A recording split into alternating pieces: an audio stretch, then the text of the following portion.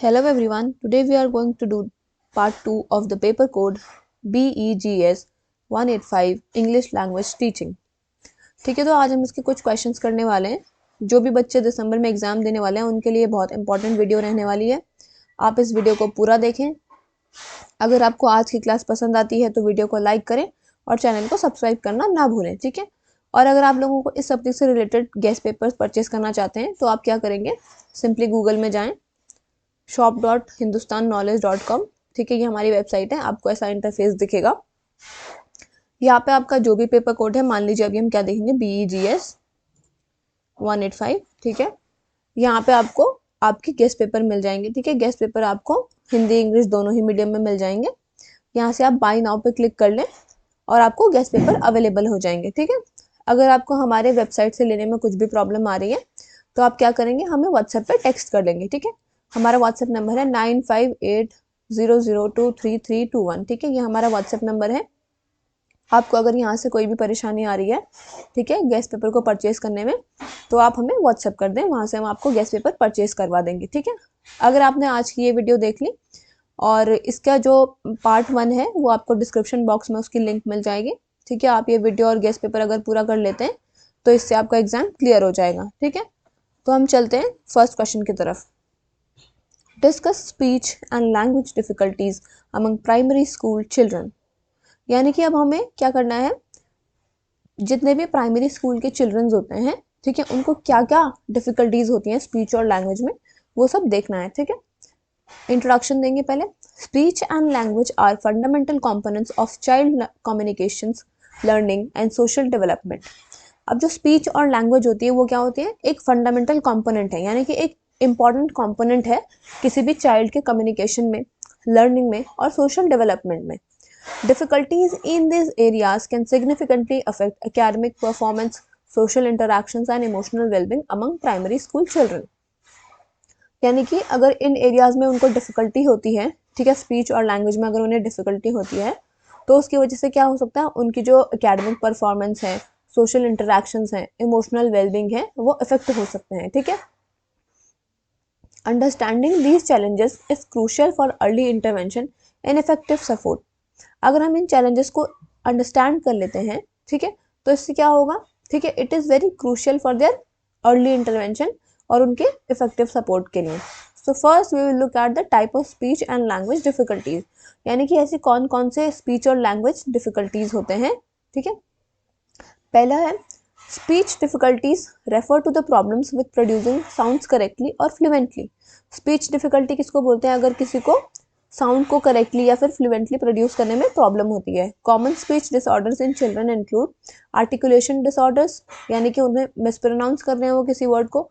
Phonological disorders, यानी कि sound errors हो रहे हैं। ठीक है, एंड स्टर्टिंग, दैट इज वो रेपिटेशन कर रहे हैं या फिर प्रोलंगेशन कर रहे हैं या फिर स्पीच में उनके ब्लॉक हो रहा है। सो दीज इश्यूज में रिजल्ट फ्रॉम एनाटोमिकल, न्यूरोलॉजिकल और डेवलपमेंट फैक्टर्स। ठीक है, इन सारे फैक्टर्स की वजह से ये इश्यूज क्रिएट हो सकते हैं। Language difficulties, on other hand, involve problem with understanding or using words and sentences। अब जो language difficulties होती हैं वो क्या होती हैं, वो इन्वॉल्व करती हैं द प्रॉब्लम कि हम क्या है जो समझ नहीं पा रहे हैं वर्ड्स को या फिर सेंटेंसेस को। ठीक है, expressive language disorders affects a child ability to convey ideas, while receptive language disorder impact their ability to comprehend the spoken language। यानी कि अगर उन्हें एक्सप्रेसिव लैंग्वेज डिसऑर्डर होगा तो उसकी वजह से क्या होगा, चाइल्ड की जो कन्वे करने की जो एबिलिटी है, ठीक है, टू कन्वे देयर आइडिया, वो इफेक्ट होगी। जबकि जो रिसेप्टिव लैंग्वेज डिसऑर्डर है वो उनकी जो कॉम्प्रिहेंड करने की एबिलिटी है, to comprehend the spoken language, उसको अफेक्ट करेगा। ठीक है, some children may experience mixed receptive expressive language disorder affecting both understanding and expression। अब कुछ कुछ चिल्ड्रंस में क्या होता है, ये दोनों ही डिसऑर्डर्स होते हैं। मान लीजिए उनमें रिसेप्टिव भी होगा और एक्सप्रेसिव भी होगा, तो इसकी वजह से क्या होता है, उनकी अंडरस्टैंडिंग और एक्सप्रेशन दोनों ही इफेक्ट होते हैं। Second is causes of speech and language difficulties. The causes are multifactorial, यानी कि बहुत सारे कॉजेज हैं। ठीक है, बहुत सारे फैक्टर्स पर डिपेंड करते हैं। Biological factors such as hearing impairments, brain injuries और जेनेटिक कंडीशंस कैन कंट्रीब्यूट। मान लीजिए किसी को बायोलॉजिकली कोई फैक्टर्स हैं, जैसे कि उनको हियरिंग इम्पेयरमेंट्स हैं, ठीक है, उनमें ब्रेन इंजरीज हैं या फिर उनकी जेनेटिक कंडीशंस हैं, तो उसकी वजह से भी उनको स्पीच और लैंग्वेज में डिफिकल्टीज आ सकती हैं। Environmental factors including limited exposure to language और socio economic challenge may also play a role. यानी कि इन्वायरमेंटल फैक्टर्स भी हो सकते हैं। मान लीजिए उनको बहुत ही कम एक्सपोजर दिया जाता है टू द लैंग्वेज और सोशो इकोनॉमिक चैलेंज, तो ये भी एक इंपॉर्टेंट रोल प्ले करता है। Additionally developmental disorder such as autism spectrum disorder और attention deficit hyper activity disorder यानी कि ADHD often coexist with speech and language difficulties. यानी कि जब ये डिसऑर्डर्स होते हैं तो ये भी को एग्जिस्ट करते हैं स्पीच एंड लैंग्वेज डिफिकल्टीज के साथ, ठीक है। Third is impact on learning and social development. So children with speech and language difficulties may face academic challenges, particularly in reading, writing and comprehension tasks. यानी कि जिसको speech और language में difficulties होंगी उनको एकेडमिक चैलेंजेस भी face करने पड़ेंगे, पर्टिकुलरली रीडिंग में, राइटिंग में हो गया, आपका कॉम्प्रिहेंशन में हो गया, ठीक है। सोशली दे में struggle to make friends, express needs और to participate in classroom discussion, leading to reduce self esteem and feeling of isolation. अब सोशली वो क्या कर सकते हैं, वो स्ट्रगल कर सकते हैं, क्या क्या पता उनके दोस्त ना बने, वो अपनी नीड्स को एक्सप्रेस ना कर पाएँ और वो अपने आप को पार्टिसिपेट ना कर पाएँ इन द क्लासरूम डिस्कशंस, जिसकी वजह से उनका जो सेल्फ एस्टीम है वो कम हो जाता है और वो एक आइसोलेशन की फीलिंग को फील करने लगते हैं, ठीक है। वो ऐसे समझते हैं कि वो अकेले हो गए हैं। So early identification is essential to prevent long term educational and emotional consequences. यानी कि अगर हम अर्ली आइडेंटिफाई कर लेंगे कि किसी बच्चे को स्पीच और लैंग्वेज डिफिकल्टीज हो रही हैं, तो उससे हम क्या कर सकते हैं, लॉन्ग टर्म एजुकेशनल और इमोशनल कॉन्सिक्वेंसेज को प्रिवेंट कर सकते हैं। Fourth is intervention and support strategies. Early interventions through speech language therapy can significantly improve outcomes। यानी कि अगर हम पहले ही इंटरवीन कर लेंगे through the speech language therapy, तो उससे क्या होगी, जो आउटकम्स हैं वो इम्प्रूव हो सकते हैं। Teachers and parents can support children by providing a language rich environment using visual aids, simplifying instructions and encouraging communications। अब जो टीचर्स और पेरेंट्स हैं वो चिल्ड्रन को सपोर्ट कर सकते हैं, उनको एक लैंग्वेज रिच इन्वायरमेंट प्रोवाइड करके, यानी कि वो विजुअल्स एड्स का यूज़ करें, इंस्ट्रक्शन को सिंप्लीफाई करें और कम्युनिकेशन को इनकरेज करें। Collaborative efforts among educators, speech therapist and families are vital to address these challenges effectively. यानी कि अगर जो एजुकेटर्स हैं, स्पीच थेरेपिस्ट हैं और फैमिलीज हैं, वो कोलैबोरेटिव एफर्ट्स करेंगे तो उससे क्या है, इन चैलेंजेस को हम इफेक्टिवली एड्रेस कर पाएंगे। So now we will look at the conclusion. So speech and language difficulties are common among primary school children and can affect multiple aspects of their development. अब जो ये स्पीच और language difficulties होती हैं वो जितने भी हमारे प्राइमरी स्कूल चिल्ड्रन हैं उनमें कॉमन होती हैं और ये उनके मल्टीपल एस्पेक्ट्स ऑफ डेवलपमेंट को इफेक्ट कर सकती हैं, ठीक है। Early identification, understanding the underlying causes and providing target support are essential to ensure children overcome these challenges and achieve academic, social and emotional success. यानी कि अगर हम पहले ही आइडेंटिफाई कर लेंगे कि किस बच्चे को स्पीच और लैंग्वेज डिफिकल्टीज हैं, तो इसकी वजह से क्या होगा, हम उनको सपोर्ट दे पाएंगे और इंश्योर कर पाएंगे कि वो इन चैलेंजेस को ओवरकम करें और वो एकेडमिक, सोशल और इमोशनल सक्सेस को अचीव करें, ठीक है। तो यहाँ पे आपका ये पहला क्वेश्चन खत्म हो गया। अब चलते हैं नेक्स्ट क्वेश्चन की ओर। अगर आपने अभी तक चैनल को सब्सक्राइब नहीं किया है तो चैनल को सब्सक्राइब कर लें, साथ में हमारे टेलीग्राम ग्रुप में ज्वाइन कर लीजिएगा, जिसका कि लिंक आपको डिस्क्रिप्शन बॉक्स में दिया गया है, ठीक है। वहाँ पे क्या आपको क्लासेस की सारी अपडेट मिलती रहेंगे। तो चलते हैं दूसरे क्वेश्चन की तरफ। Discuss the reading difficulties in children. Now we have to discuss the reading difficulties in the children's, ठीक है। Reading is a fundamental skill that forms the basis for academic success and life long learning. Reading is a fundamental skill, यानी कि यह एक fundamental skill है जो कि एक बेसिस बनाता है हमारे एकेडमिक सक्सेस के लिए और लाइफ लॉन्ग लर्निंग के लिए। However, many children face challenges in acquiring this skill, leading to reading difficulties that can affect their overall development। यानी कि पर बहुत सारे जो चिल्ड्रंस होते हैं वो रीडिंग के, ठीक है, स्किल को एक्वायर करने में बहुत चैलेंजेस को फेस करते हैं, जिसकी वजह से उन्हें रीडिंग डिफिकल्टीज होती हैं और वो उनके ओवरऑल डेवलपमेंट को इफेक्ट करती हैं। Reading difficulties refers to a problems with decoding, fluency, comprehension और अ कॉम्बिनेशन ऑफ दीज। यानी कि अगर रीडिंग डिफिकल्टी है किसी को तो वो मान लीजिए वो डिकोडिंग के मामले में हो सकती है, फ्लुएंसी के उसमें हो सकती है, कॉम्प्रिहेंशन में हो सकती है, या फिर इन सब का कॉम्बिनेशन भी हो सकती है, which hinders a child ability to read effectively। इसकी वजह से क्या होता है, जो चाइल्ड की एबिलिटी है to read effectively वो इफेक्ट होती है, ठीक है। तो types of reading difficulties, children में experience different types of reading difficulties, ठीक है, इंक्लूडिंग, यानी कि अब हम रीडिंग डिफिकल्टीज देखेंगे कि किस किस टाइप की होती है। The first one is dyslexia, a common disorder characterized by difficulty in recognizing words, spellings and decoding letters।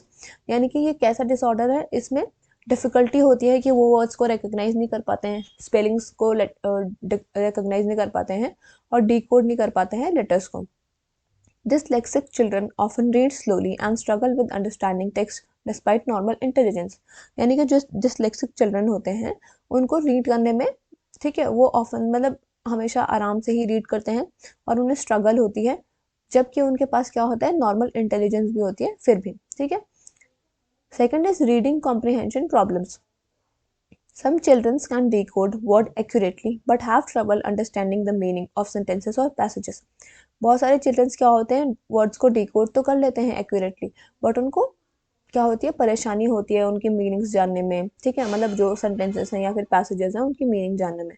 So this difficulty often stems from limited vocabulary, weak listening skills और lack of background knowledge. तो ये difficulty कैसे हो सकती है, मान लीजिए किसी के पास लिमिटेड वोकैबुलरी है, किसी की वीक लिसनिंग स्किल्स है, या फिर उनका जो बैकग्राउंड नॉलेज है उसमें लैक है, ठीक है। Third is fluency issues. Children's with fluency problems read in a slow, laborious and hesitant manner. यानी कि जिसमें फ्लुएंसी प्रॉब्लम होगी जिस चिल्ड्रन में, वो एकदम स्लो रीड करेगा, लेबोरियस रीड करेगा और हेजिस्टेंट मैनर में रीड करेगा, ठीक है। Poor fluency can impact comprehension as child focus is on decoding rather than understanding the text. अब अगर पुअर फ्लुएंसी होगी, ठीक है, तो वो कॉम्प्रिहेंशन को इम्पैक्ट कर सकता है, क्योंकि जो चाइल्ड का फोकस होगा वो सिर्फ डिकोडिंग पे रहेगा कि हाँ मैं इसको डिकोड करता हूँ, rather than understanding the text, ठीक है। Second, we will look at the causes of reading difficulties। So reading difficulties in children can arise from multiple factors, ठीक है। First one is cognitive factors। Weak phonological awareness, memory deficits और slower processing speed can affect reading ability। यानी अगर हमारे उसमें phonological awareness कम होगी, memory deficit होगी, या फिर हमारी जो processing speed है वो slow होगी, तो उसकी वजह से हमारी reading ability क्या होगी, affect होगी। Second is environmental factors। Lack of exposure to books, limited literacy experiences at home or inadequate instructions can contribute to reading challenges। मान लीजिए हमें लिमिटेड एक्सपोजर है टू द बुक्स, ठीक है, लिमिटेड लिटरेसी एक्सपीरियंस है हमारे घर पे, या फिर इनएडुकेट इंस्ट्रक्शंस दे रहे हैं, तो उसकी वजह से क्या होता है, हमें रीडिंग चैलेंजेस को, ठीक है, ये सब कंट्रीब्यूट करते हैं। ये सब क्या है, एनवायरमेंटल फैक्टर्स हैं जो कि रीडिंग चैलेंजेस को कंट्रीब्यूट करते हैं। Now we will look at the emotional factors. Anxiety, low esteem or negative experiences with reading can create resistance or avoidance, further aggravating difficulties। ठीक है, ये सब हमारे इमोशनल फैक्टर्स हैं, जैसे कि एंजाइटी हो गया, लो सेल्फ एस्टीम हो गया, ठीक है। Now we will look at the neurological factors. Some children have neurological differences that impact the brain's ability to process written language efficiently। अब बहुत जो चिल्ड्रंस होते हैं उनके क्या होते हैं, न्यूरोलॉजिकल डिफरेंसेस होते हैं, जिसकी वजह से उनकी जो ब्रेन की एबिलिटी होती है, ठीक है, to process the written language efficiently, वो इम्पैक्ट होती है। Third, we will look at the science of reading difficulties. Parents and educators should watch for warning signs such as difficulty recognizing common words, frequent spelling errors or slow hesitant reading, confusion between similar letters or words and poor comprehension of age appropriate text। यानी कि जो भी हमारे मतलब parents और educators हैं उनको देखना चाहिए वार्निंग साइंस, जैसे कि मान लीजिए कोई किसी को डिफ़िकल्टी हो रही है जो बहुत कॉमन वर्ड्स हैं उनको रिकग्नाइज करने में, वो फ्रीक्वेंट स्पेलिंग एरर्स कर रहे हैं या फिर आराम से रीड कर रहे हैं या फिर हेजिटेंट होकर रीड कर रहे हैं, उनको कन्फ्यूजन हो रही है जो कि सिमिलर लेटर्स या फिर वर्ड्स दिख रहे हैं, ठीक है। तो ये क्या है, सारे साइंस हैं of reading difficulties. Fourth is intervention and support. Early identification and intervention are crucial for managing reading difficulties. ठीक है, अगर हम अर्ली मतलब पहले ही आइडेंटिफाई और कर लेंगे और इंटरवीन कर लेंगे तो वो क्या है, हमारे रीडिंग डिफिकल्टीज को मैनेज करने के लिए बहुत क्रूशियल पॉइंट होता है। First is phonics based instructions to strengthen decoding skills. ठीक है, पहले हमें क्या करना चाहिए, फोनिक्स बेस्ड इंस्ट्रक्शन देने चाहिए ताकि जो हमारे डिकोडिंग स्किल्स है वो स्ट्रेंथन हो सके। Guided reading sessions to improve fluency and comprehensions. ठीक है, multisensory approaches that engage visually, auditory and kinesthetic learning. ठीक है, मल्टीसेंसरी अप्रोचेस हमें यूज़ करने चाहिए, यानी कि विजुअल यूज़ करने चाहिए, ऑडिटरी यूज़ करने चाहिए और काइनेस्थेटिक लर्निंग यूज़ करनी चाहिए। ठीक है, support home environment with regular reading practice and encouragement. ठीक है, ये सब हमें क्या है, हमारे इंटरवेंशंस और सपोर्ट होने चाहिए, ठीक है, रीडिंग डिफिकल्टीज को इम्प्रूव करने के लिए या फिर मैनेज करने के लिए, ठीक है। Now we will look at the conclusion. Reading difficulties are common among childrens and significantly affect academic achievement and self confidence. यानी कि जो रीडिंग डिफिकल्टी है वो चिल्ड्रंस में कॉमन होती है और ये सिग्निफिकेंटली उनके एकेडमिक अचीवमेंट और सेल्फ कॉन्फिडेंस को क्या करती है, इफेक्ट करती है। Understanding the types, causes and signs of these difficulties enable timely intervention, helping children develop effective reading skills and fostering a positive attitude towards learning। यानी कि अगर हम रीडिंग डिफिकल्टी के टाइप्स को, कॉजेस को और साइंस को हम टाइमली अगर इंटरवीन करेंगे तो उससे क्या होगा, जो चिल्ड्रन होगा वो इफेक्टिव रीडिंग स्किल्स को डेवलप कर लेगा, ठीक है, और वो एक पॉजिटिव एटीट्यूड फॉस्टर करेगा towards learning. So early support, tailored instructions and encouragements are key to overcoming these challenges. यानी कि अगर हम पहले ही सपोर्ट दे देंगे, टेलर्ड इंस्ट्रक्शंस दे देंगे और अगर एनकरेजमेंट देंगे तो these all are the key to overcoming these challenges, ठीक है। सो ये क्वेश्चन यहाँ पे एंड होता है। Now we will look at the other question. What are visual motors difficulties? Visual motor difficulties क्या है? How will you help the learner to overcome them? अब हमें लर्नर को कैसे हेल्प करेंगे ताकि वो इनको ओवरकम करे। First, we will look at the introduction. Visual motor difficulties, also known as visual motor integration problems, occur when a child has trouble coordinating their visual perception with their body movements। यानी कि visual motor difficulties क्या होती हैं, इनको हम visual motor integration problem भी बोलते हैं। ये चाइल्ड में कब होती है, जब वो अपने विजुअल परसेप्शन को कोऑर्डिनेट नहीं कर पाते हैं अपने बॉडी मूवमेंट्स के साथ। Essentially, the brain struggles to interpret what I see and then translate into it accurate physical education. यानी कि यहाँ पे क्या है, जो हमारा ब्रेन है वो स्ट्रगल करता है कि हमारी आंखों ने क्या देखा है, ठीक है, और उसे ट्रांसलेट करने में to the accurate physical actions. So this can affects a learner ability to write, draw, catch a ball, cut with scissors और perform task requiring hand eye coordination. यानी कि जितने भी टास्क होते हैं जिनमें कि हैंड और आई का कोऑर्डिनेशन चाहिए तो वो सारे क्या हो सकते हैं, इफेक्ट हो सकते हैं। जैसे कि लिखना हो गया, ड्रॉ करना हो गया, बॉल को कैच करना हो गया या फिर सिजर्स के साथ कट करना हो गया, ठीक है। So these difficulties are not linked to intelligence but can significantly impact academic performance, self esteem and daily functioning. अब जो ये डिफिकल्टीज हैं ये हमारे इंटेलिजेंस से लिंक नहीं है बट ये सिग्निफिकेंटली हमारे एकेडमिक परफॉर्मेंस को, सेल्फ एस्टीम को और डेली फंक्शनिंग को क्या कर सकते हैं, इम्पैक्ट कर सकते हैं। Now we will look at the characteristics of visual motor difficulties. So learners with visual motor difficulties may exhibit, ठीक है, जिनकी विजुअल मोटर डिफिकल्टीज होती हैं उनके कैरेक्टरिस्टिक्स क्या होते हैं, ठीक है। सो उनके पुअर हैंड राइटिंग और इनकंसिस्टेंट लेटर साइजिंग, ठीक है, उनकी जो हैंड राइटिंग है वो पुअर हो सकती है, ठीक है, उनकी जो लेटर साइजिंग है वो इनकंसिस्टेंट हो सकती है।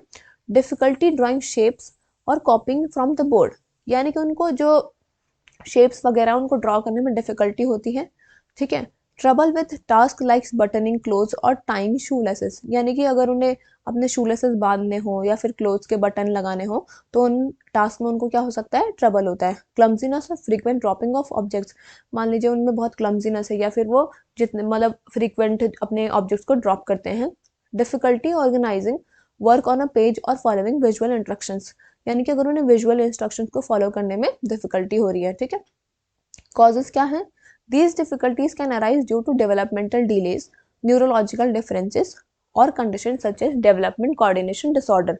यानी कि ये डिफिकल्टीज कैसे अराइज हो सकती हैं, अगर मान लीजिए उनमें डेवलपमेंटल डिलेज हो गए हैं या फिर न्यूरोलॉजिकल डिफरेंसेस हैं, ठीक है, और या फिर उनमें कंडीशन है जैसे कि डेवलपमेंटल कोऑर्डिनेशन डिसऑर्डर, ठीक है। Environmental factors such as insufficient fine motor practices may also contribute, यानी कि जो हमारा फाइन मोटर प्रैक्टिस है, जैसे कि अगर उनमें इनसफिशिएंट फाइन मोटर प्रैक्टिस है तो उसकी वजह से भी ये कंट्रीब्यूट हो सकता है, ठीक है। Strategies to help learners overcome visual motor difficulties, अब हम क्या देखेंगे, स्ट्रैटेजीज देखेंगे, ठीक है, कि हम विजुअल मोटर डिफिकल्टीज को कैसे ओवरकम करें लर्नर्स में। First is occupational therapy support. Referral to an occupational therapist can provide individualized exercises to improve hand-eye coordination, strength and dexterity। ठीक है, यानी कि अगर हम उन्हें एक ऑक्यूपेशनल थेरेपिस्ट के पास रेफर करेंगे तो उसकी वजह से क्या होगा, उनको वो इंडिविजुअलाइज्ड एक्सरसाइज करेंगे उनकी हैंड और आई की कोऑर्डिनेशन इंप्रूव करने के लिए, ठीक है। Second is structured practice of fine motor skills. Activities such as threading beads, building with blocks, drawing and cutting shapes can enhance hand coordination. अगर उनको हम बीड्स वगैरह थ्रेड करवाएंगे, ठीक है, उनको ब्लॉक्स के बिल्डिंग बनवाएंगे, बिल्डिंग विद ब्लॉक्स, ड्राइंग बनवाएंगे, शेप्स को कटिंग करवाएंगे, तो उनकी वजह से क्या हो सकता है, उनका हैंड कोऑर्डिनेशन क्या होगा, एनहांस होगा। तो gradually increasing complexity helps build confidence, यानी कि जब हम आराम आराम से धीरे धीरे से उनकी कॉम्प्लेक्सिटी को बढ़ाएंगे तो उसकी वजह से उनका क्या होगा, कॉन्फिडेंस बिल्ड होगा। Third is hand writing interventions. Teachers can provide tracing exercises, lined or graph paper and multi-sensory writing techniques, examples writing in sand or texture surfaces to reinforce proper letter formation। यानी कि जो teachers हैं वो training exercises tracing exercises दे सकते हैं, ठीक है, lined या फिर ग्राफ पेपर दे सकते हैं, मल्टी सेंसरी राइटिंग टेक्निक्स को यूज कर सकते हैं, ठीक है। Fourth is visual motor games, puzzles, mazes, connect the dots and ball games improve coordination while making puzzle practices enjoyable। यानी कि उनको हम क्या कर सकते हैं, पजल्स वगैरह दे सकते हैं, कनेक्ट द डॉट्स वाला, ठीक है, उनको प्रैक्टिस दे सकते हैं, बॉल गेम्स दे सकते हैं ताकि जो उनका कोऑर्डिनेशन है वो इम्प्रूव हो, ठीक है। Fifth is adaptive classroom strategies, यानी कि उन्हें अलाउ करें extra time for return task, provide clear step by step instructions, use assistive tools like pencil grips और slant boards, break task into smaller manageable steps, ठीक है।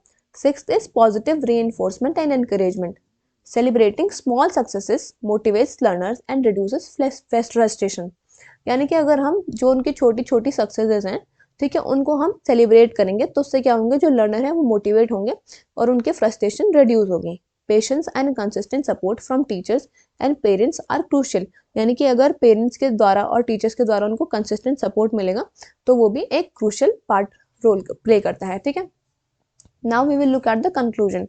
Visual motor difficulties can be a significant barrier to learning, but with identification and targeted support, learners can improve coordination and confidence। यानी कि एक significant barrier हो सकता है learning में, पर अगर हम इसको अर्ली आइडेंटिफाई कर लेते हैं, ठीक है, और टारगेट सपोर्ट प्रोवाइड करते हैं, तो लर्नर क्या है, अपने कोऑर्डिनेशन को इम्प्रूव कर सकता है और अपने कॉन्फिडेंस को इम्प्रूव कर सकता है। So a combination of structured practice, therapy, adaptive strategies and encouragement can help them overcome challenges and succeed academically and socially, ठीक है। तो ये आपके जितने भी इंपॉर्टेंट क्वेश्चंस थे वो हमने डिस्कस कर लिए। अगर आपने अभी तक इसका पार्ट 1 नहीं देखा है तो आप जाके पार्ट 1 देख लें, उसका लिंक आपको डिस्क्रिप्शन बॉक्स में मिल जाएगा। Thank you.